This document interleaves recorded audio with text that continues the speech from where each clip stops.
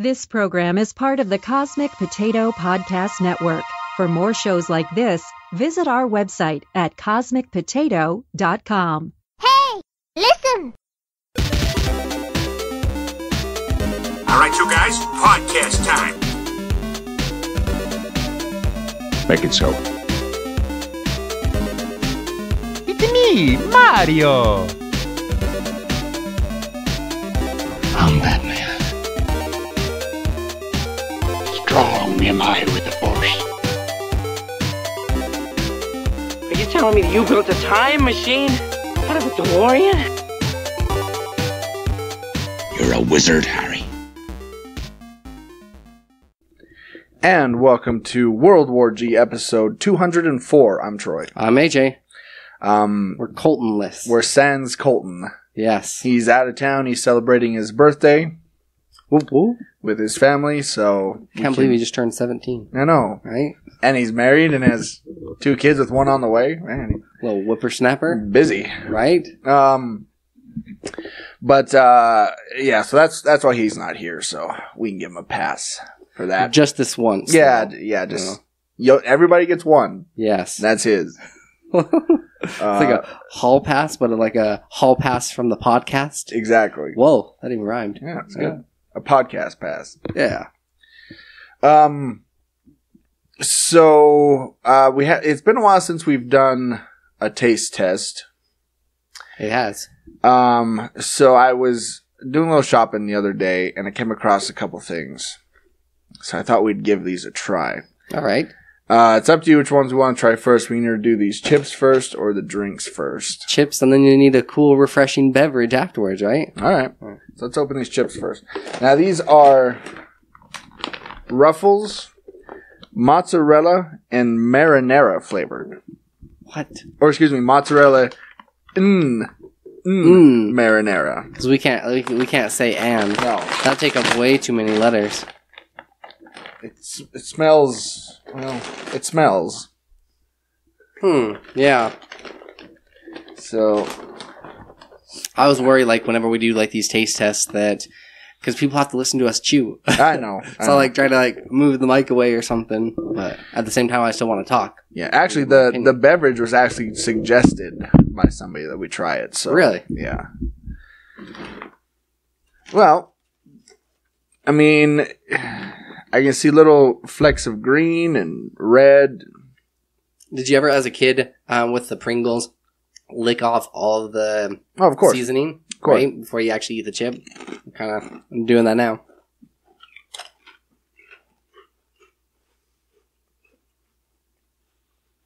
I'm not sure what marinara is supposed to... Well, I guess it's like the Italian. Yeah.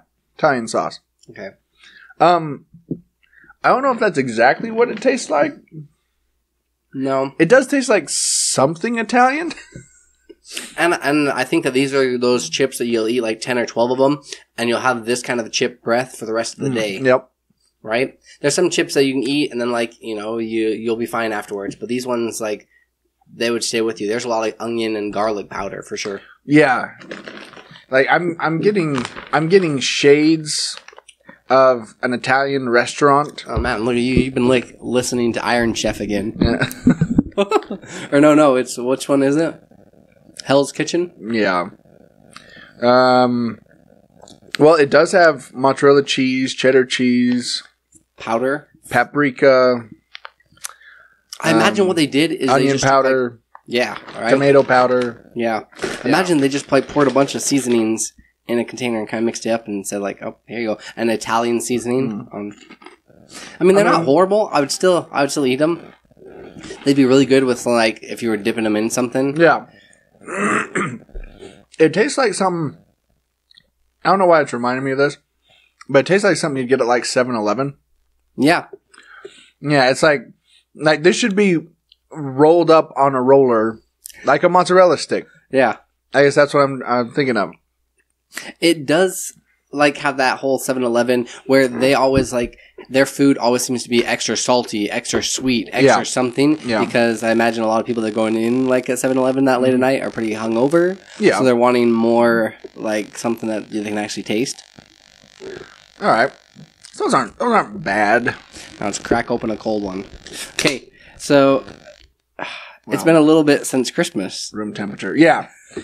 This is the Mountain Dew Merry Mashup Holiday Limited Edition. Now I know this it is a little after Christmas. It's not quite as old as like 12 years, after the fact. Yeah. Those I still am haunted by those sodas. Yeah, check out our YouTube page. Episode 1. And this was actually suggested by either Emily or John Irons. One of the two suggested this drink. Okay. That we try it. And this is cranberry pomegranate with other natural flavors. I'm looking forward to those other natural flavors.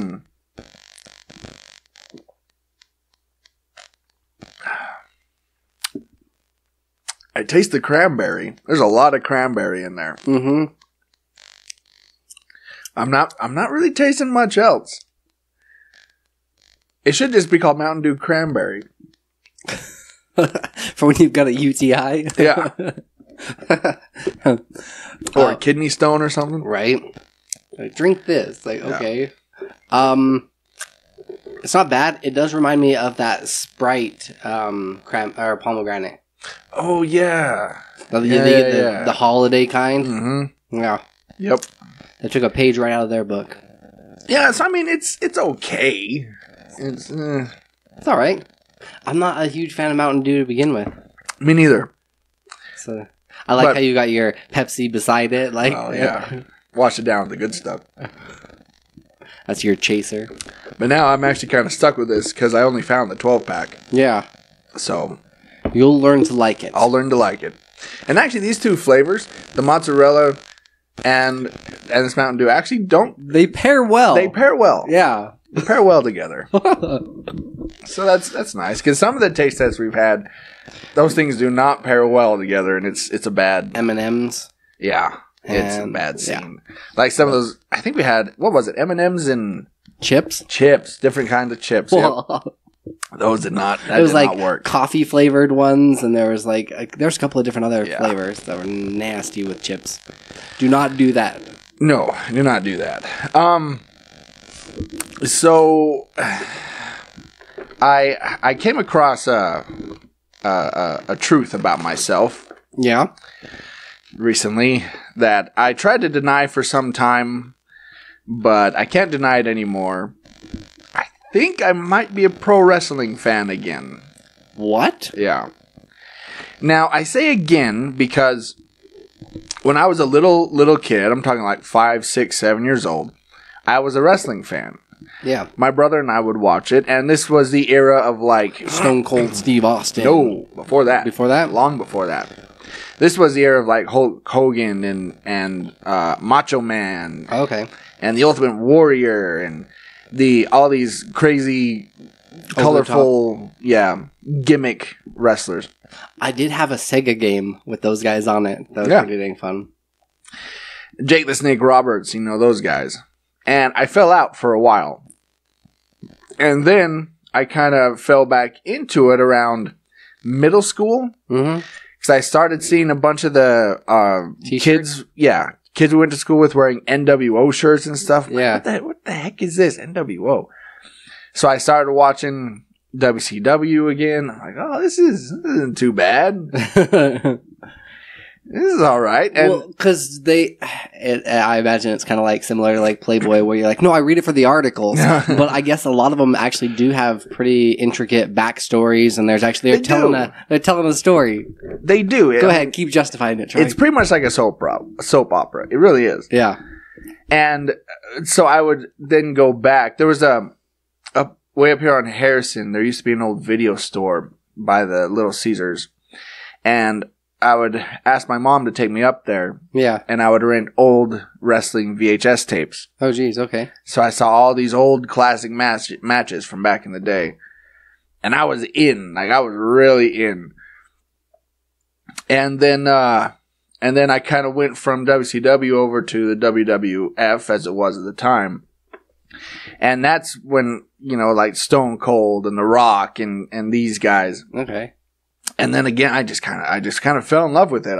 It was great. I went to live events. I went bought merchandise. You know, You went to, like, they had it at, like, the Delta Center? Mm-hmm. Really? Oh, yeah. Yeah, Did you get to see anybody, like, pretty big? Yeah. Okay. Yeah, my brother and I went to a couple house shows, like the stuff that aren't televised. That they just held in someone's house? Like the backyard? And so we saw, like, and we were right there next to the railing where they'd come out. Mm-hmm. So we saw. Did you get a high five anyone? Oh, yeah. Really? Everybody that came out, like Triple H, well, he didn't. High fives aren't his thing, but some of the other stars. He flipped you off and, like, hit you in the face. And we met a couple of guys, and that was pretty cool. Did you, so, because I've always heard that the arena or the ring itself is kind of cushiony. Is that pretty accurate? Okay, so you went to Mount Fort. Yes. So you remember and this will be really inside to anybody who didn't go to Mount Fort. You're not going to know what the heck we're talking about. Remember the apparatus room? Yep. Okay, remember the mats? That's like the escape room. Yes, yeah. That's basically what that ring is. Really? Those mats. Okay. Yeah, and then you have a cover, and then you have, like, wood underneath it. That's pretty much it. For those not in the know, these mats, they're pretty thick. They stood up a couple of feet tall, and you could climb up to the top of this area. No, not those ones. Oh, okay. Not like tumbling mats. Those are the ones the really thin the ones. thin apparatus. Yes, okay, yes, I gotcha. Those mats are what I'm talking about. They're basically more like those. They're a couple inches thick. But it's just padding, so it's a little bit like softer. Right, for tumbling and gymnastics and stuff like that. Yeah, those kind of mats. Okay. I believe that's what it is. And like I said, so I was really into it there for a while. My brother and I were all about it. And then when I went on my 2-year religious walkabout, I came back, didn't really have an interest anymore. No, that's beneath me. Exactly. And it's only been about the last year. Like I would watch a wrestling show every now and again, just kind of check up on it, see if there's any like superstars that I remember. Yeah. And like, well, this has really changed, and I don't know. Now the majority of them have moved into acting. Yeah, yeah. Which is weird. And I'm like, I'm not into this anymore. So I started listening to podcasts. No, I started watching YouTube videos. Okay. These snarky wrestling YouTube videos that, didn't take it very seriously and kind of made fun of it a little bit. And so I started listening to their podcasts, and they'd start to like review all the pay-per-views and stuff. And there was actually some events that were coming up that sounded pretty interesting. Yeah. Then I started because of that, I started knowing who the wrestlers are. And I started kind of knowing their quote-unquote backstories, stuff like that. And all of a sudden, getting sucked back in without even knowing it. Yeah, before I knew it, I was getting sucked back into it. Just embrace it, Troy. Just embrace it. Next week, he's going to have like a shirt, And like I told you, I'm watching the Royal Rumble tonight. Like, it's on tonight. I subscribed to a free month's trial of the WWE Network just so I could watch the Royal Rumble tonight. Oh, wow. Yeah. Okay. That's awesome. I've been going back and watching old pay-per-views. I don't sit down with some Mountain Dew and some chips. That's my plan. Yeah. And so I don't know. It just kind of happened. One thing led to another. Yeah. And all of a sudden I'm wrestling fan again. I won't be as big as I used to be. Like, I'm not going to go to like live events or anything like that. Yeah. I'm not going to buy merchandise, but I'll probably keep up with it. But there you go. It was a surprise to me.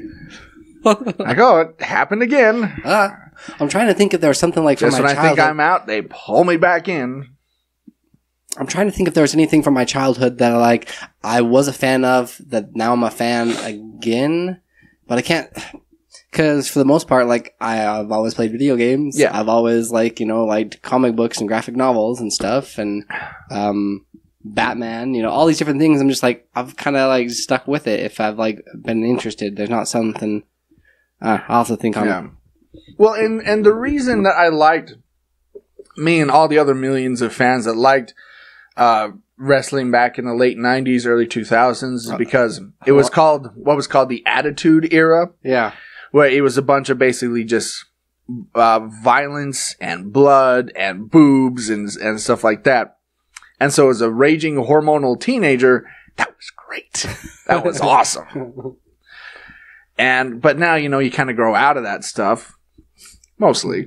You're able to control it a bit better. Yeah. Suppress those urges. Exactly. That's right. And so you start to grow up and your tastes change, and the WWE went into this PG era where they were totally family friendly, and I was just like, nah, I'm not interested in that. Yeah. But apparently, where are the boobs? Yeah, where are the blood? But apparently they're starting to switch a little bit and maybe change a few things, and we'll see. So we'll see. Anyway, we were going to talk about this last week, but I totally forgot. So we'll talk about it this week. I want to talk about fictional characters that inspire us. Now, these obviously, fictional characters that we like, we pretty much forged our moral compass after these characters. Okay. And Colton was supposed to call in, but he probably forgot. But that's all caught up in the birthday. Yeah, that's fine. Again, we'll give him a podcast pass. Yeah. And so I put this on Facebook like a couple weeks ago, or a week ago, asking people what some fictional characters were that they've been inspired by. And we got a couple responses. One response we got from Katie. She says, Mickey Mouse, because he's always so positive even when things get bad. Also, Chucky Finster from Rugrats. Okay. Because of his bravery even though he was always scared. So, I would agree with her with Mickey Mouse. I would agree with her on Chucky. Yeah, because Mickey Mouse has to corral a lot of stupid. Yeah. Like, he's always with Goofy and Donald, and they're always getting into shenanigans. And he has to make it something cohesive. Yeah. For them all. And he's always in a good mood. You never see him upset or anything. So I can get that. Yeah.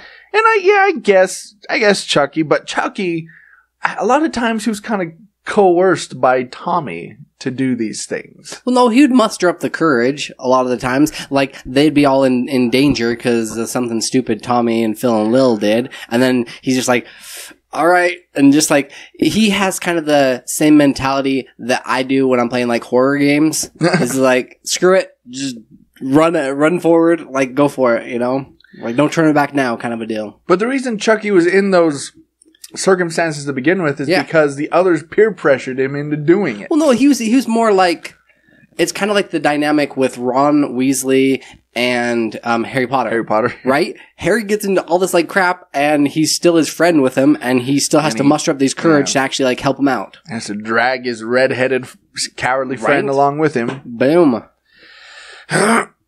right, and then the twins. Yeah. What? Phil and Lil. Yeah. She just took it straight from Rugrats. We figured it out. Then Brandon from the Fandom podcast, he said, and it's one of my picks, not the one I'm going to talk about. Okay. Superman. Yeah. He is strong enough to compel compliance, and yet he allows people to make their own choices. So he's kind of like Jesus in that way. I was thinking the same thing. Like, he could make you do these things, but no, he lets you get some agency. Yeah, you have your agency. Do what you want. Make your own decisions. But then I'm going to beat the hell out of you if you do it wrong. Well, or he'll be there to catch you if you fall. Oh, man. There's a lot of comparisons. A lot of symbolism. Yeah. We figured it out again. This is two like things with myth busted right here. Did you have a different reasoning for liking Superman? For Superman, pretty much what Brandon said. I mean, he's powerful. He's one of the most powerful beings on Earth, besides myself. But yet, he doesn't do anything with that. Like, he could take over the world if he wants to, but he doesn't. Yeah, because that's not how he was raised. He was raised to be a decent person. You think, and to have respect for other people. They've probably already done it, but there's got to be like, if he was raised by Lex Luthor, or if he was raised by like some horrible influences. Oh yeah, there's a comic called Red Sun, where he was raised in communist Russia. Okay. Where he became a communist. He became Superman the Communist. And his symbol was the hammer and sickle. Yeah. On his chest. It's actually a great comic. You should go and read it. It's really cool. I'm half tempted to. Now that I've got in my collection, man, this is one of my nerdy confessions here. I've actually got about 5 Superman comics now. That's how it starts. I know. It's a gateway drug. Yeah, it would be really pretty interesting to see, like, if he was because he's always been, we need to follow the president, we need to do what they say, the law of the land kind of a deal. Yeah. And so, man, I imagine that Superman could be easily influenced, like, if it was done at an early age. Right, yeah. You have the youth, you have the future kind of a deal. Pretty much.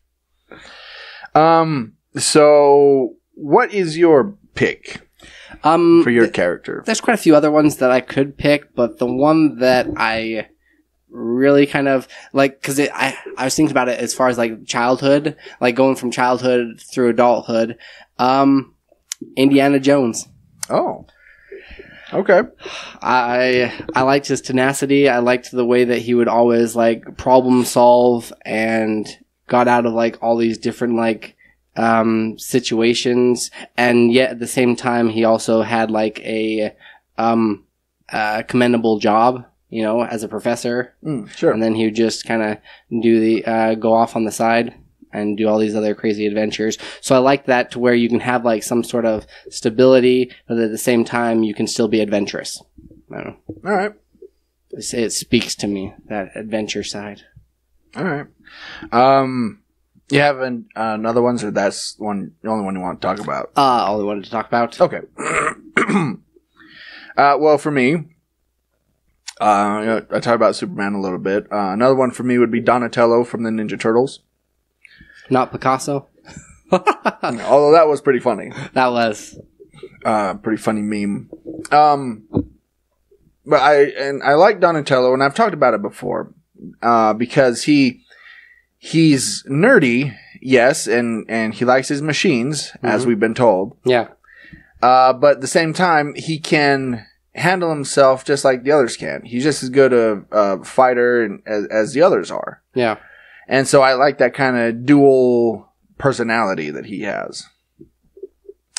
But the one I really want to focus on, and I just realized this going back and watching Star Trek again, Captain Picard.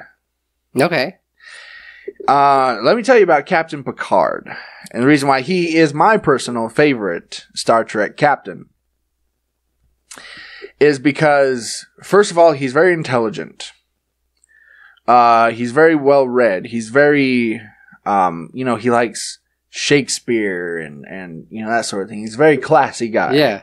Drinks tea, With his pinky out. Exactly. Yeah. And he was a little rambunctious as a child and as a teenager. He got into fights and stuff, but he kind of saw the error of his ways, realized that was a stupid thing to do, and he completely changed. Yeah. And he bettered himself. So that's one reason. The other reason is he is one of the best examples of what a leader or a boss should be. Where he's kind of hands-on, but at the same time he allows his pupils and those people like that he's in charge of to do their own thing. Yes, because he's strict and he commands respect. Yeah. But at the same time, people would give him respect regardless, because the way he communicates with his crew, he will reprimand you, and then right after say, and then he'll say, "But I get why you did it." Yeah, I really like those. Like, I've only had a couple of bosses that were that way. That it's nice when they're like, "Hey, you were put into this position for a reason because of these skills that you have. Yeah. Like, do your job." And then they're kind of hands off, but then at the same time they'll give you direction. Yeah, yeah. It's like I hate those those hovers that just over the top of you, just like constant micromanagers. Yeah. Mm-hmm. Yeah, no. Like you broke the rules.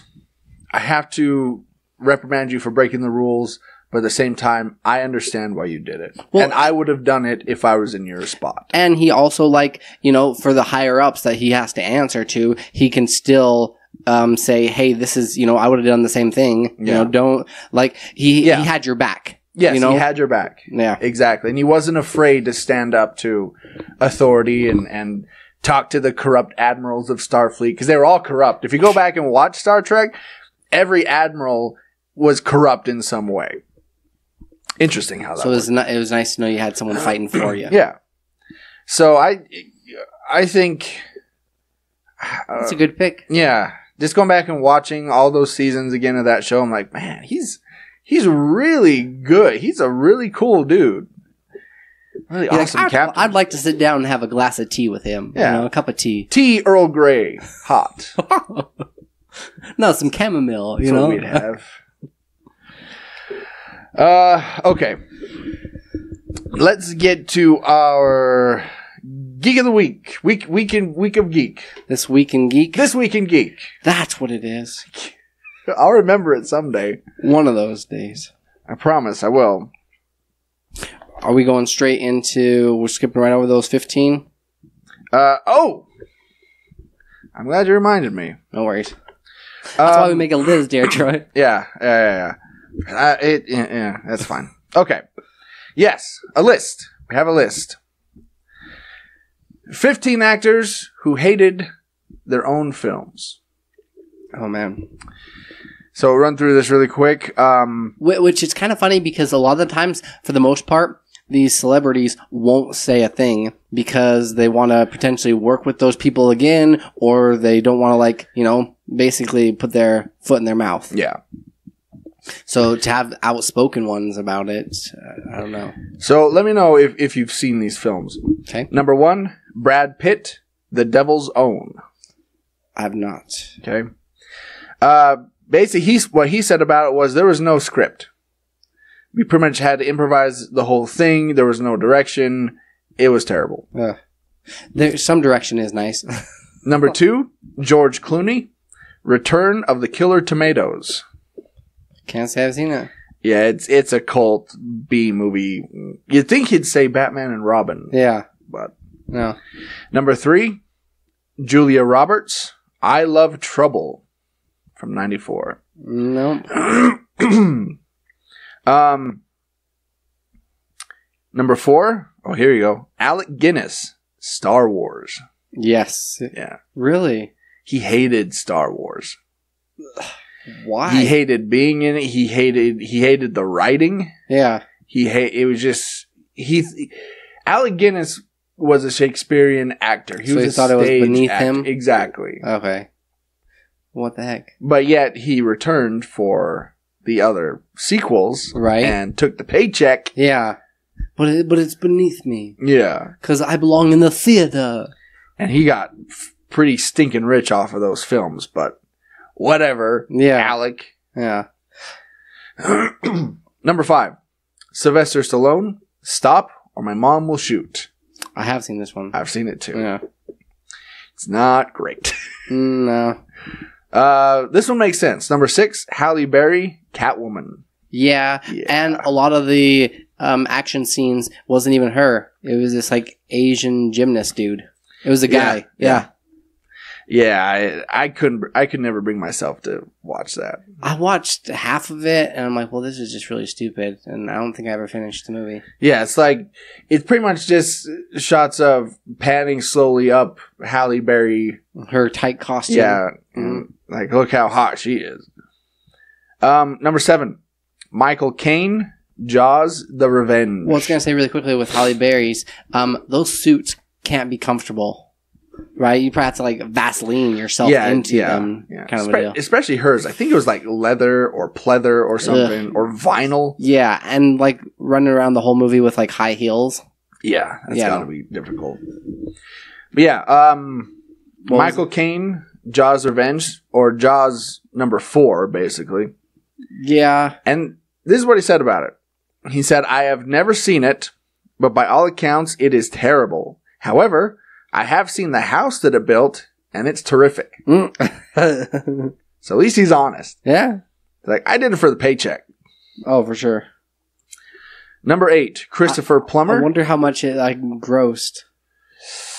I would guess probably a couple million. Because some of those movies, like this new Halloween movie, did super well, but it was because they had enough time to get a good following. Yeah. This one, I think it was pretty close after the other ones, and they're like, okay, we get it. You know, it's kind of becoming like the Sharknado, basically, like a Sharknado kind of a thing. Number 8, Christopher Plummer, The Sound of Music. What? Mm-hmm. Really? Yep. I wouldn't. He said, at different times he referred to the sound of music as the sound of mucus, or S&M, or simply that movie. He said, I was a bit bored with the character. Although he worked hard enough to make him interesting, it was a bit like flogging a dead horse. Wow. And the subject matter is not mine. I mean, it can't appeal to every person in the world. It's not my cup of tea. It'd be Patrick Stewart's, though. Yeah. Oh, for sure. Number 9, Gwyneth Paltrow, View from the Top. I have a vague recollection of this film. I recognize the title, but Other than that, I have no idea what it's about. Number 10, I think we can all agree with this one. Bob Hoskins, Super Mario Brothers. Yeah. Wow, is that movie bad? It's horrible. Man alive. I'm trying to think of any type of redeeming qualities about the movie. There isn't one. No. There is not one. And I've said it before. I was 8 when that movie came out. And I remember... you had huge standard or high standards. Yeah, right? and I remember thinking, oh, this movie's not very good. You know how you'll go back years later and watching movies that aren't very good and you're like, oh man, I remember it being so good and amazing. No, if you can tell when you're that young. Yeah, if you're that young, you're like, this movie kind of sucks. I hated how they did Yoshi too. Oh yeah. No. And I mean, I was the key demographic. Yeah. I was an 8-year-old who had been playing Nintendo for years. Right. Yeah, and no. Number 11, Gary Oldman, Tiptoes. If you've never heard about this movie, go and watch the trailer. Yeah? It's gained a little bit of notoriety over the years, but basically, it's about Matthew McConaughey and Gary Oldman play twin brothers. But the catch is, Gary Oldman is a little person. Okay. So they kind of superimpose Gary Oldman's face onto this little person's body. Oh, geez. And pretty much Gary Oldman is doing a really bad Jeff Foxworthy impression. Wow. Because he's supposed to be, McConaughey's brother. Yeah. And the whole thing is about how McConaughey and his wife or girlfriend are expecting a baby, and they don't know if it's going to be a little person or not. And then, yeah, it's That's horrible. Yeah, it's not good. Number 12, Charlize Theron, Reindeer Games. The title sounds really familiar, and I think I've seen part of it. I might have seen it on TV. Yeah, with Ben Affleck, Gary Sinise. Yeah. It's kind of a holiday heist movie, but part of the problem was that it came out in, I think, February. Oh, geez. Yeah. Number 13. Well, that's like beating the rush on the holiday season. I guess that's true. Number 13. Mark Wahlberg, The Happening. Yeah, I know. Everybody hated The Happening. The trees did it. Number 14. I think that could have done well on a Netflix, as a Netflix movie. Probably. Bird Box kind of a style. Yeah. Number 14. Mickey Rourke, Passion Play from 2010. Never heard of this, but apparently Megan Fox is also in it. What? I know I'll be watching later on as you're watching your wrestling. Megan Fox and Bill Murray. They're also in. He's also in it. Huh. But he called it Terrible. Another terrible movie. Just terrible. Terrible. Terrible, terrible, terrible. But in your career and all the movies you make, you're going to make dozens of terrible ones. Yeah, because I guess you have to make a name for yourself. Not unless you're Tom Hanks. I was thinking that, dude. I was like, he's made maybe, I can think of a couple that weren't great. Yeah. Yeah. But he's made like so many of them. Yeah, Bachelor Party, The Money Pit. Those weren't great. But overall, like 99% of his films are freaking awesome. They're great. Anyway, enough about my man crush on Tom Hanks. Number 15. David Cross, Alvin and the Chipmunks, Chipwrecked. From 2011. The first one, I did see the first one, and that was pretty bad. I never saw the second one. Yeah, he called it a film. He called the film a big commercial for Carnival Cruise Lines, and urged people not to go see it. Jeez. Yeah. So, and you would think, why do these people take these jobs? Mm-hmm. Well, one, if you are a working actor, you take any job you can get. Right. Two, money is money. If they offered me enough money, there's not many roles that I would turn down. Exactly. I mean, Michael Caine now can pick and choose whatever role he wants. Right. But then, it's like, yeah, all right. Well, a lot of the times it's just getting your name out there, keeping your name in the news, and keeping yourself relevant. You go too many years without doing a movie, and they completely forgot about it, and then you have to pull like a M. Night Shyamalan kind of thing, and be like 20 years later, from the person that brought you The Sixth Sense, And I mean, and you think that, well, yeah, actors get paid a lot of money, but they get paid a lot of money for that movie, and then that's it. Right. And then you got to live off whatever money you had until you get your next job. Yeah. It's not like they're getting paid hourly. Right, but at the same time, they are.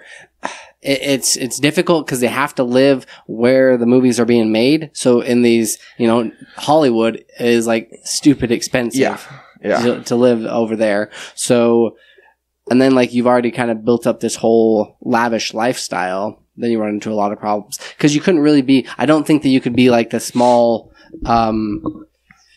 You could have another home, in another state or somewhere else. Yeah. But as far as you'd want to be where the magic's happening. Yeah. And I mean, and if you think about it, if you're not a top tier actor, if you're not an A-list actor, if you're in the middle or below, maybe you'll get, if you're in the middle, $250,000, $500,000 for a film. And that sounds like a lot, but like you said, if you live in California, right, your house payment alone is going to be a couple $1,000s a month. Mm-hmm. So that money is going to go pretty quick. Oh, easy. Dude, I was looking in San Diego. It was a studio apartment, not utilities included. Guess how much it was? $1,000. $2,700. Oh, yeah. Right? I mean, you could buy a 5-star, a 5 bedroom, 3-bath kind of place here. And your monthly, including utilities, wouldn't be that much. No, it wouldn't. And so you got to think, if you bought a big house, that's a couple $1 million. Your house payment's probably actually going to be about $5,000 a month. $5,000 to $10,000. Yep. Yeah, and so that money, yeah. So anyway, so you can kind of understand how some actors are like, yeah, I'll be in Jaws 4. Sure. Yeah. Speaking of houses, yeah. The Labyrinth door knockers you can now purchase. Nice. They have exact identical duplicates. And I've looked before, on eBay and Amazon, and they have some decent looking ones, but these ones actually look legit. They've got the old faded kind of bronze look to them with the green lime stone peeking through. Look pretty good.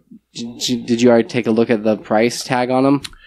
I'll tell you what it is. So take a guess. For the pair. I just saw it. Yeah. Okay. Wow. Right. For if you wanted to purchase just one of them, it's $3.99. But if you wanted to purchase the pair, you can get it for $6.75. I was thinking maybe $50 a pop. Yeah. Right. Maybe 100 at most. Right. But holy crap. My brother's pretty good with metal fabrication. Maybe I could just ask him to make me some. Those would be really, really awesome. Mm-hmm. I've actually seen, I saw a t-shirt that they made of these as well, that it was for a woman's shirt, that it just like said like quit staring, and it had like both of them on your shirt. It was knockers. Mm-hmm. Yeah, I thought it was pretty. Yeah, it's not polite to stare. I would just be worried that like late at night they would start kind of pulling like a Ebenezer Scrooge kind of a deal, or start talking to you. From the Muppets, or yeah. Oh, see, no, I was meaning like Scrooge. Yeah, yeah. But I know, but in they also did that obviously in the Muppets Christmas Carol. Mm-hmm. The door knocker changed, starts talking to you. Yeah, door knockers are a thing of the past, but I think they look classy. Me too. And every time I go up to a house. Like when I was on my 2-year religious walkabout, if I went up to a house and it had door knockers, I would use the door knockers. Oh, for sure. Yeah. Yeah. Because you could hear it echoing throughout the whole house. Yeah. Yeah, I want that, and I want those old-timey doorbells where you got to turn the thing and it rings a bell in the room. Ooh. Like out of Scrooge. Okay. Oh, so you have like in the kitchen that you could like ring it and it would go to like a certain room of the house? Yeah. Okay. I want gargoyles. That'd be cool. Right? Having like some gargoyles at the front entrance of your door, or those lions. Yeah, that look classy. It doesn't match your house at all. Not at all. Got this tiny little suburban house and these big lions out front. Yeah. Okay, well, sorry, Netflix people. Who have that, but you're going to be paying some more money if you have Netflix. They're hiking up the price again. So you got your previous package. The basic package is going from $8 to $9. Which you really can't do the basic one. It's, not worth it. Netflix's most popular plan with HD and streaming on 2 devices at a time is going to go from $11 to $13. Right. And then the premium package with Ultra HD will jump from $14 a month to $16 a month. So you are basically funding all of these projects that they're making. Mm-hmm. All these different ones that they're going to be making, you're funding it. And it's still... In my mind, it sucks because a lot of the programs that I used to watch, like, Daredevil and some of these other ones, they're going away. Yeah, they're keeping the Punisher. It just barely dropped. But they actually do have enough content that's going to keep me around. I know. But I don't have Netflix, and yet I've seen all this stuff. Yeah. I mean, there's a way around it. That's because I sail the 7 seas, if you know what I'm talking about. Arr! Arr!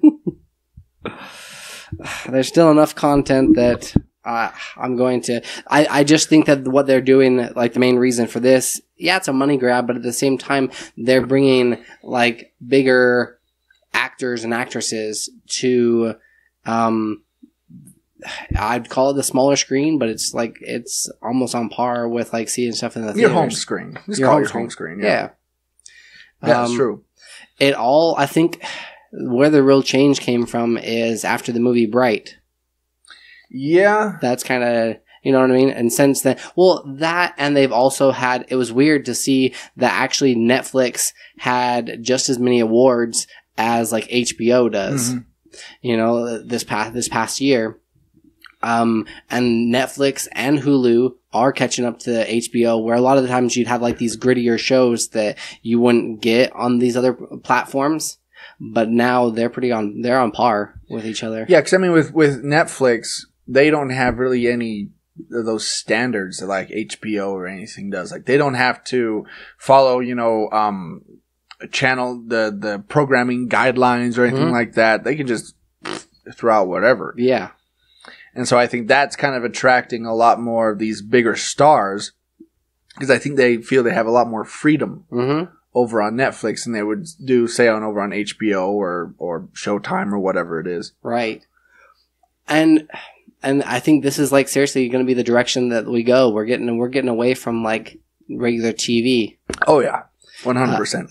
Eventually, I could see like Netflix, hosting the Super Bowl or some of these bigger events that the Golden Globes and like all these different things there. Because what it used to be like $60 to $100 or $120 if you wanted like a specific This to me seems more customizable because like you used to have to pay for like television and you wouldn't really get to pick and choose which, I mean, you'd kind of get to customize what you wanted to watch, but it was, you had to watch like what they put on TV for you.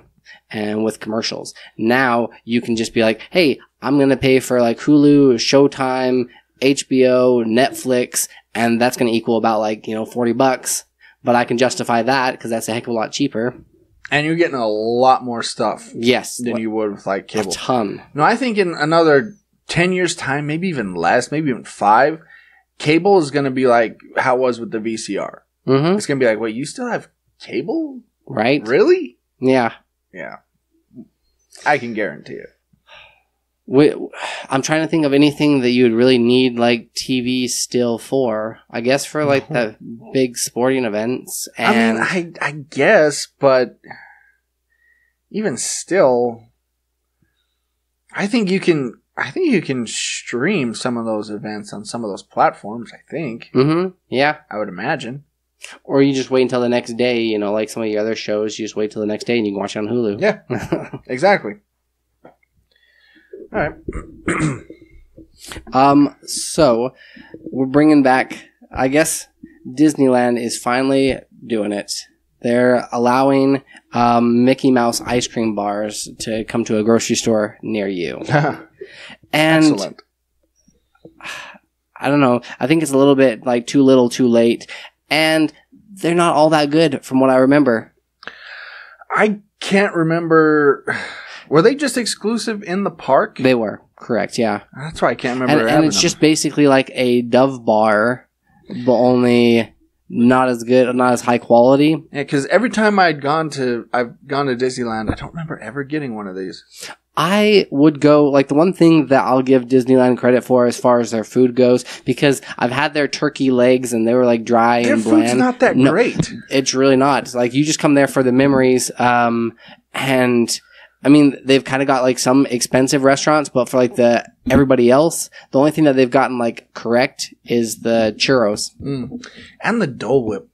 Oh yeah, that's true. By the Tiki Room? Tiki Room? Oh, those are good. Yeah, that's true. Yeah, because I remember last time I went to Disneyland, I went to that Mexican restaurant that they have there that's famous because that's where Doritos were invented. Yeah. And I had it's like, yeah. This is no different than any other Mexican restaurant around here. It's just like some $20 better. More expensive. Yeah. Like I would say like El Matador down there. Oh yeah. Better than Disneyland. Their food is far and above better than Disneyland's. So I don't think that these bars, I mean, it'll be kind of cool because you can get them elsewhere, but they have so many better bars already in the ice cream aisle. Yeah. I mean, I'll probably still buy some so we can try them, but... Right? Yeah. As far as going out of your way to be like, oh yeah, bringing Disneyland home. No, I actually found, I didn't realize speaking of ice cream bars, I found cookies and creamies. What? Yeah, they're creamies, but they're cookies and cream. Really? Yeah. With like little flakes and like little chunks of Oreo in it? Oh man. It's so good. They are so freaking good. I had no idea they existed until I went down to the store the other day. This was when you went grocery shopping? I like how like when you went grocery shopping you found like the soda, the chips, the ice cream. Well, I'm living as a single guy, so yeah. I ate a whole roast chicken for lunch one day, so... I did that. Like, after you said that, I got one of those as well, but it was like, because they just barely discounted it. Like, they had it on, like, their shelf, and then they just discounted it, and it was, like, fresh, like, just from the oven. So I'm like, alright, $2. I'll have really good. Chicken. Right? They're really good. Roasted garlic, chicken, lemon pepper. Yeah. Good stuff. So... we know that there was a teaser trailer that came out for this new Ghostbusters film. Right. It's basically going to be Ghostbusters 3. And yeah, and it's going to be set in the same universe. You might get, the original cast members playing the original characters. Mm-hmm. What did you think of the trailer initially? It gave me a little bit of hope. It reminded me like similar of like Stranger Things. Well, here's why I got excited is because 1, it is set in the original universe. Right. 2, it's being directed by Jason Reitman, who is the son of Ivan Reitman, who directed the other 2 Ghostbuster films. Okay. So there, I'm like, yeah. I just hope it's better than Ghostbusters 2. Yeah. Well. Back in the day, Troy and I, attempted to watch it and didn't make it through the movie. Mm-mm. No, we had to shut it off. It was bad. It was really bad. But Ghostbusters star Leslie Jones from the all-female-led Ghostbusters film is upset that they're making this. Oh, geez. Let's see if I can find what she said. This is what it said. So insulting. Like, F us. We didn't, D-I-N-T, didn't count. It's like something Trump would do. Oh, geez. Quotation marks, Trump voice. Gonna redo Ghostbusters. Better with men. Will be huge. Those women ain't Ghostbusters. So annoying. Such a dick move. And I don't give an F. I'm saying something. Okay, Leslie. Yeah. Let's calm down. Yeah. First of all. It had nothing to do... That film wasn't well received because it had nothing to do with the fact that it was an all-female cast. It had everything to do with the fact that it wasn't funny. Yeah. And it wasn't good. I'm sorry. I watched it. Yeah. I've seen it a couple times. It's not good. It's not a good film. Yeah. Just straight up, it is not a good film. So to think that it's like just because they're trying to go a different direction with it, and yeah. Yeah, because we're getting what the fans want, which is a true Ghostbusters sequel set in that universe. Yeah. Not this other one that is Ghostbusters, but has nothing to do with the other 2 Ghostbusters films. She should already know that they were just pandering and using the Ghostbuster, like piggybacking off the Ghostbusters name. Yeah. I mean... And to throw politics in the whole mix as well. That just kind of came out of like left field. Yeah, it has nothing to do with any of that. Like, I'm sorry, but it doesn't. I'm trying to think of another situation or another like movie series that it was going one direction, decided to go a different direction, but then like, oh wait, no, that didn't work. Let's go back to what we had originally done. Well, for a second, I was thinking of Fast and Furious. Okay. Tokyo Drift? Yeah, because those movies started out as like street racing movies. Right. And then you got Tokyo Drift, and it kind of went off the rails. So all of a sudden they go back to number... Pun intended. Then all of a sudden they go back to number 4, and it goes back to street racing. And then you get number 5, you introduce The Rock. Yeah. And all of a sudden these guys basically become superheroes, and the films gross several $1 billion. Well, so I mean, this happens all the time. It really does. If something doesn't work, then they go a different direction. You change it. Mm-hmm. Yeah. Even like more recently, the Batman movies. Yeah. You know, you had Batman v Superman, and it didn't quite work. Bombed. Yeah. So they went back to, and then they get the Justice League and Wonder Woman and Aquaman, and it's like, oh hey, and they stand out and like, okay, these are the characters people are responding to. Let's keep making Wonder Woman films. Let's make this Aquaman film really fun. Mm-hmm. I mean, this stuff happens all the time. You can't take it personally. Yeah. You had your movie. It had a chance. It wasn't like it was competing with this movie, at the same time. Yeah. And it just, I'm sorry, it just wasn't good. And I would say that even if it was an all-male cast. Yeah. Or if it was a completely animal cast. If it's not good, if the writing's not good, if the jokes aren't good, then it's not good. Simple as that. And to think that it's all like, that just seems kind of petty. It is petty.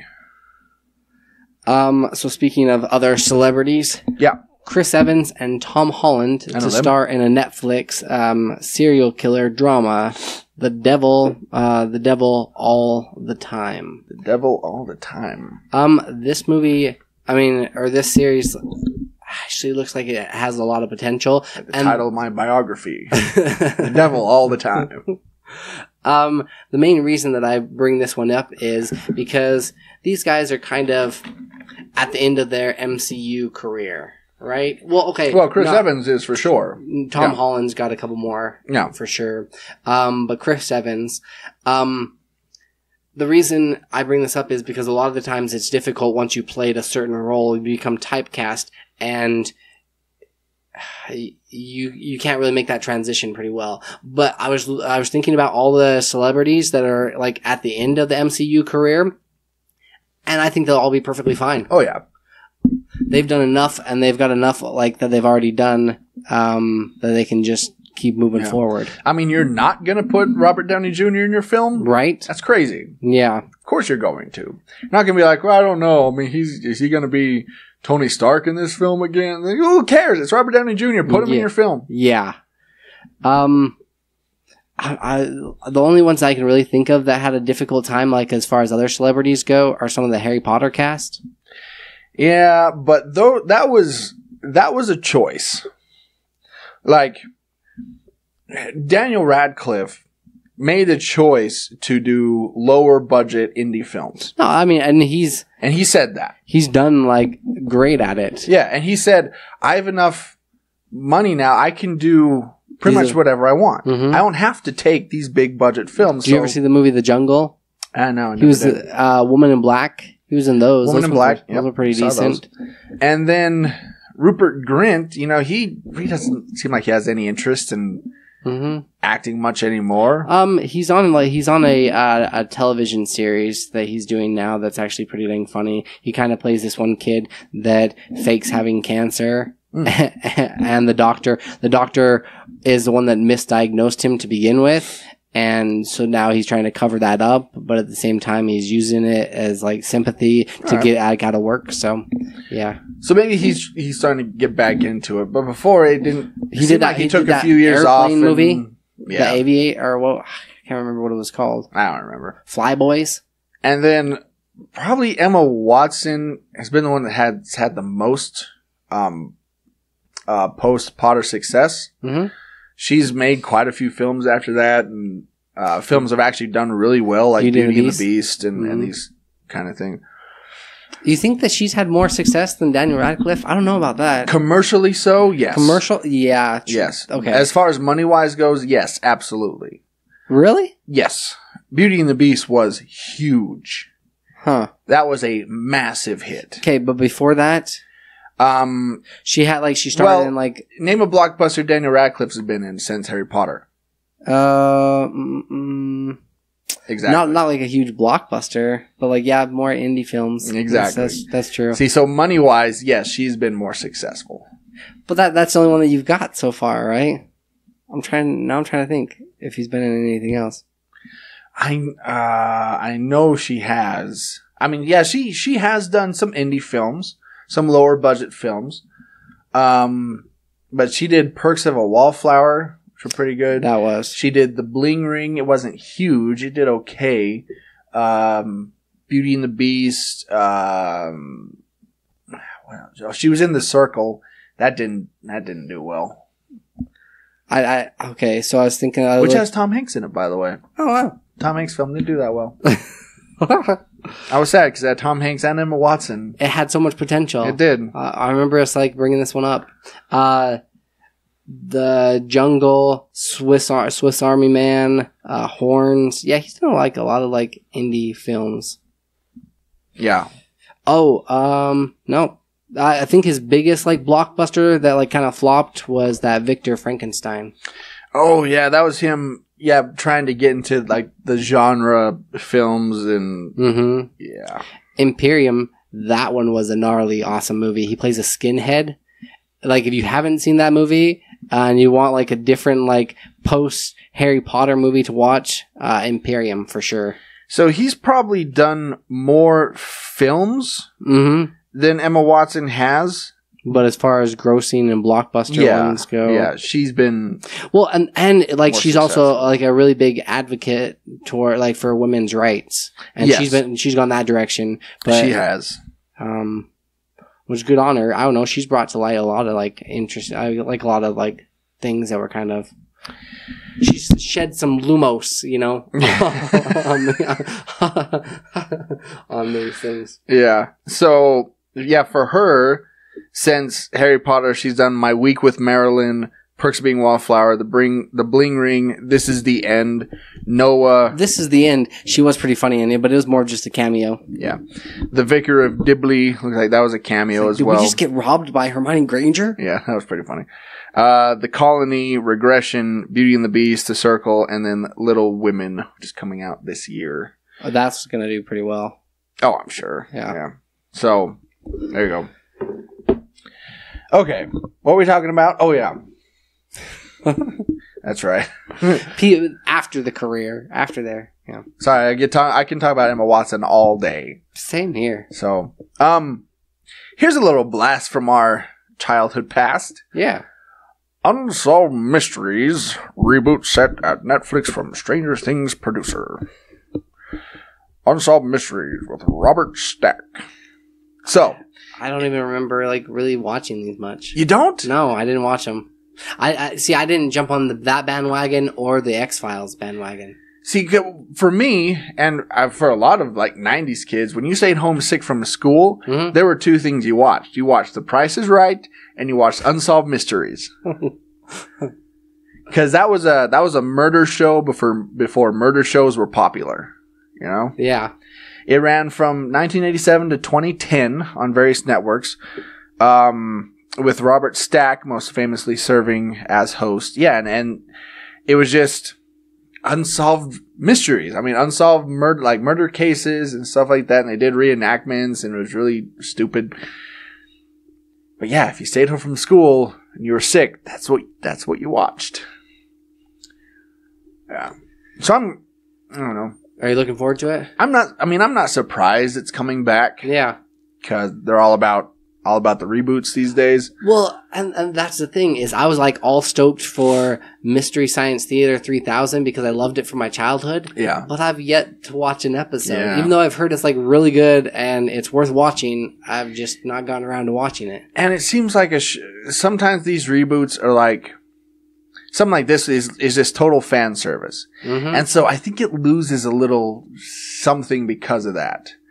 Like, oh, we only put this on because we know people love the nostalgia of it, so we'll put this back on. Yeah. There's not really any heart behind it, you know. Like when they made the original Mystery Science Theater or Unsolved Mysteries, they didn't think it was going to be anything big. They just thought, well, this is kind of a cool idea for a show. Let's do this. Yeah. And now it's become these two like famous cult TV shows that everybody loves, and they're like, okay, well, everybody loves them. Let's reboot them. And I'm like, nah. Yeah. Even with like the new reboot of the X-Files, it didn't do all that great. It didn't do anything. Yeah. Yeah. Huh. And with all the like murder podcasts and other murder shows on, I don't see this one doing all that well. No, because they're gonna they're gonna play it safe and do it the exact same that they did before, just rebooted, you know. So I don't foresee it doing that well. Yeah, and they're doing it just simply because murder is big right now. They missed Murder is huge right now. People love murder right now. Yeah. And it's very nostalgic. It was a very nostalgic 90s show, and so they're like, well, let's bring this back. It's not going to do anything. No. Unfortunately. All right. Let's get into our movie reviews. You have a couple. Yes. So I'm going to do those first. I'll do mine. Okay. The first one I'd like to review is Glass. Yes. This one is the third installment in the, I don't even know what they're calling it. Do they have a name for it? I think they're just calling the M. Night Shyamalan superhero trilogy or something. I think that's really something like that. That's pretty catchy. Yeah, nothing clever. That'll work well. So this stars the Unbreakable trilogy. I've heard it called that too. Oh, really? Yeah. Huh. This stars Bruce Willis, James McAvoy, Samuel L. Jackson, and a bunch of other people. There's other people in it too. Yeah, but okay. So this is the story of David Dunn. Mm-hmm. He's been going around on these walks, and they even brought back the original kid. So Joseph Dunn is him and his dad. They run a electronics home security store business. So he's been going around for quite some time, and his son's been looking for crime and activities and areas that his father should go take a walk and go walk around the neighborhood and check it out. So I see. So they're using their store as kind of a way to as a front, kind of gauge where all the crime is. Got it. Exactly. Okay. All right. So that's what he's been doing for quite some time, and they've kind of narrowed it down because recently James McAvoy, his character, has gone on this like collecting spree where he's gathered all these like women and he's bringing them to feed the beast. Right. Did you ever end up seeing Split? I never did. Okay. It's worth a watch. I know the story, so. Okay. So he's bringing them back to the Horde because that's what he calls his whole group of all these people that, they do a fantastic job because I've heard it described before with split personalities that all of the other people that you have in your head are just standing in this like room and only one at a time can go through the door. And the way that they describe it in this one is they say that like, I'm going to be standing in the light. I'm going to be standing like front and center and everybody else is going to be watching knows what's going on, but it's going to be me. And this to me, James McAvoy does such a fantastic job in this movie. Cause he gets placed in this room where there's all these like lights flashing and it keeps changing. Like every time the lights flash, it brings out a new personality in him. And he's able to switch these characters and go seamlessly into another personality. Like, it's unnerving how good he does at it. Yeah. But anyways, so David Dunn's going around and finally locates where the beast is at. But then they get collected by this group that take them all three of these guys. Yeah, because it's really a good idea to get them all together. But brings all three of them together. And so you've got Bruce Willis, he's trying to escape because he's worried that Wendell is going to, James McAvoy's character is going to get out.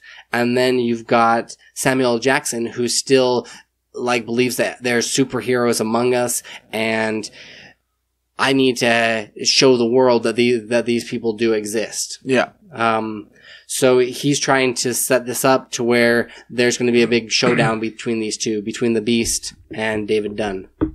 And without giving like too much away, it's actually pretty cool. And you're looking forward to this huge, because there's a skyscraper that's being built that's going to be that all these people are going to go see. And so that's where he wants to hold, that's his like arena that he wants to see this fight take place. And yeah, without giving too much of it away, I thought they did a pretty decent job with this, like tying it all together. It did seem like in the second one, they just threw in David Dunn's character just so that they could do this trilogy. So tie it together. Mm-hmm. Yeah. But there is an M. Night Shyamalan twist. Of course. But yeah, it's worth a watch. I would say it's out of, let's see. Yeah, let's go with like, out of 5 shards of glass, I would give it probably about 2.5. Okay. Someone there. It's worth a watch. If you liked the other movies, this is kind of like helps tie it all together. They do a good job of like ending the series. It's for sure ended. Fair enough. But yeah. Escape Room as well? Yeah. Okay. So this movie is the story, like the trailer basically says it all. There's a group of people that need to be more adventurous, and for whatever reason, they were selected. Well, there is a reason, but I won't tell you what that is. These people are selected to go to this escape room, and they have to work together, and the escape room's real. and there's like 5 or 6 different rooms that they have to like try to make their way out of. To me, this reminded me a lot of the Belko experiment. Very similar. See, I was thinking, very similar vibe. I was thinking that kind of mixed with Saw. It kind of seemed like. Yeah, they don't go so brutal and like, but there are some pretty intense. They actually have a decent cast that they put together. Yeah. And most unlikely people are the ones that are like actually surviving, that you wouldn't like expect them to do as well as they did, but for whatever reason they do. This movie had, I mean, you have like these people that are like watching over them as this is taking place and they're trying to escape. There's not much more to it. It's not like greatly into depth, but overall, some of these action fights, like these different like scenes where they're trying to escape, and these kids aren't that bright. They like seriously, there's a lot of like parts where you're just like, oh, duh, that, cause one of the codes, okay, it says you're looking around the room, you're trying to figure this lock out to open the door, and it's a 7-digit word, you're in this like, lodge, with all these like, reindeer antlers all over, right? And like, there's this big framed, thing on the wall that it says like, you'll go down in history. Can you guess what the code is? Rudolph? Boom! Yeah, they spend about like, seriously, like 5 minutes trying to figure out, they're like, well, maybe it's a president's name, you know, you'll go down in history like a president's name. Or maybe it's not until this kid has this like flashback that was the song that he was singing when he was, you know, hit by a driver as he was drunk. Yeah, he has to do a flashback. And that's what they keep doing. They keep doing flashbacks from these people's like life to figure out what I don't know. You guys ever hear this song called Rudolph the Red-Nosed Reindeer? Yeah, and they're like, oh, try that. All right. Well, see, look, he helped us out. I have some vague memory of this song that I used to sing. Yeah. Yeah. Some of these some of these things, you're just like, all right, this is stupid. I can figure this out and get out of this room like within like 5 minutes. And they spend about 20 to 30 minutes in these rooms. They are pretty intricate, the rooms are, but I would say out of 5 billiard balls, I'm going with about 1.5, 2. So not great. No. Not great. No, not really. All right.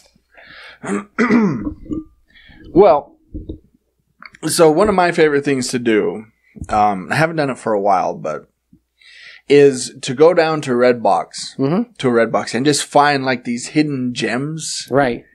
That movies that you never heard of before, but like have these pretty big actors in it. And one of the ones I found like that is a movie called I Think We're Alone Now. Okay, and it came out in 2018. And I've never heard of this film. I did as well. Like it did really well in like up at Sundance. Did it? And okay, I actually purchased the movie like about, I'd say it's about like been like 2 months, but I haven't watched it yet. Well, I think it's pretty good. Really? It's pretty good. Yeah. It stars Peter Dinklage and Elle Fanning. Now, it's kind of a post-apocalyptic movie.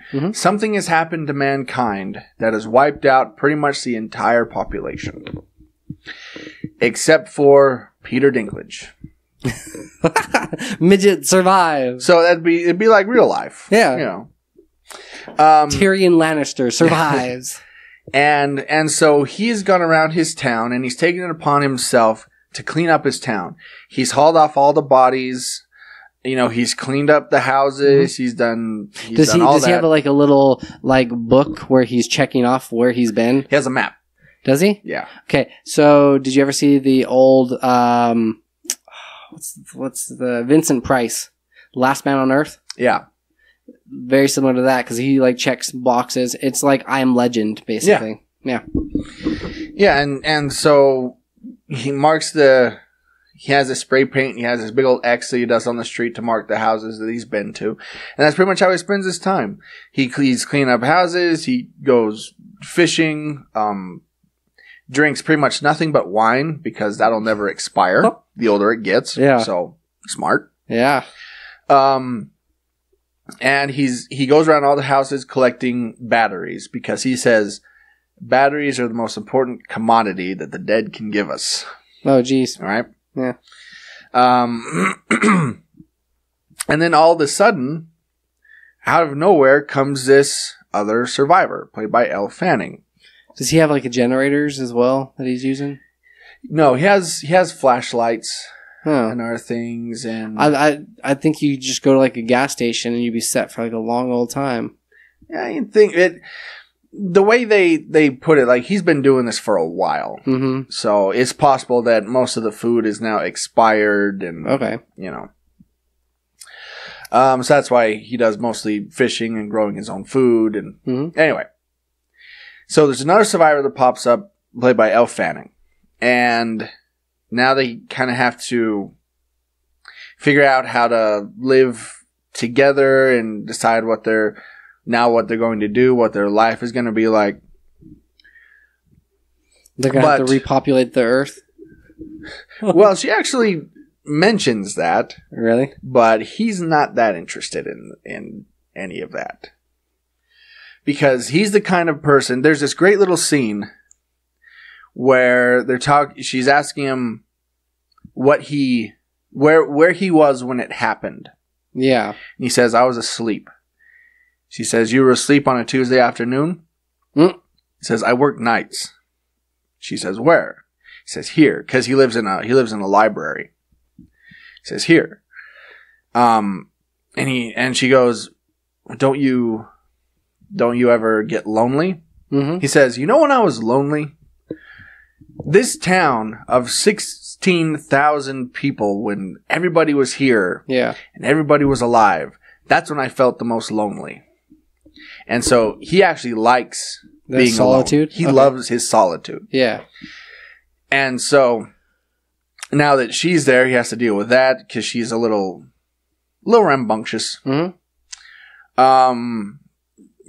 you find out there's more to her story than what she's saying. Okay.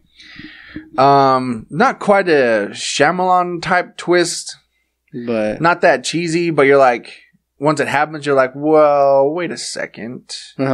Why? How did, what? Okay. And so, out of 5, boxes of wine, because they go through a lot of wine in that film. Yeah. I'd give it probably a 3. Okay. Yeah. I'm looking at it on Rotten Tomatoes, and the tomato meter's at 63%. The audience scores at 45%. So that would mean you and I would like it, and Colton would not. If you liked that movie, you should also check out the movie Z for Zachariah. Okay. Are you familiar with that? I've heard of it, yes. With Margaret Robbie and Chris Pine, those guys. Okay. That one's it's interesting. It's always interesting to me when you've got just a couple of survivors, how they handle that dynamic of working together. You don't know this person, they're a complete stranger to you, and you've got this like way of life and this like set up the way that you like it, and then they just come into the mix and ruffle your feathers. Okay. So I guess we'll wrap it up here. So, you can listen to all of our episodes at worldwarg.podbean.com. We just renewed our contract with Podbean, so he got us for at least another year. And they're paying us twice as much as they were before. Sweet. Yep, I negotiated that for us. You're welcome. I appreciate that. You can also find us on iTunes, the Google Play Store, and CosmicPotato.com. On the social media, you can find us at facebook.com/World War G Podcast. We're also on Twitter and Instagram. Just search at WWG Podcast. You can find all of our merchandise. I posted a picture of me wearing one of our shirts at shop.spreadshirt.com/World War G. You can also email us anytime. Day or night. At worldwgpodcast@gmail.com.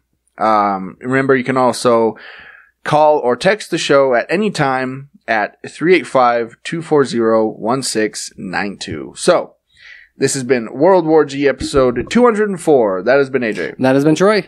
And you have been the listener. Stay geeky, my friends.